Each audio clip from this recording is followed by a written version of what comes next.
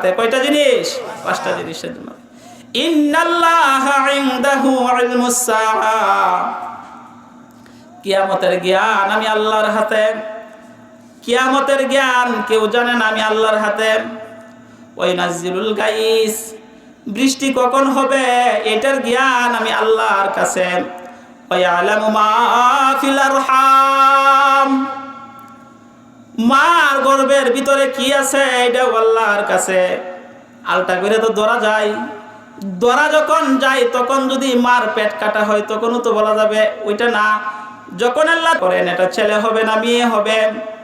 ওয়ায়ালামু মা ফিল আরহাম, আরেকটা জ্ঞান হলো মার গর্ভে ছেলে না মেয়ে এটা কে জানে? কে? আল্লাহ। ওয়ামা তাদরি নাফসুম মাযা তাকসিবু গাদা, এইটা হচ্ছে কথা। আগামী কালকে তুমি কি উপার্জন করবা এটা কে জানে? আরেকটু জোরে কে জানে? আরেকটু জোরে কে জানে? আল্লাহ। তাহলে উপার্জনের জন্য পেরেশানি করা যাবে না, হারাম ভাবে কামাই করা যাবে না।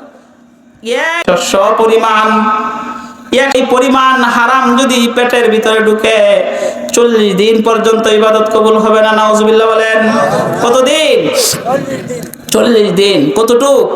একটা শস্যর 4 ভাগ করার পরে কতটুক যদি পেটের ভিতরে হারাম ঢুকে তাহলে ইবাদত কবুল হবে না। যত দোয়াই করেন দোয়া কবুল হবে না। নেককার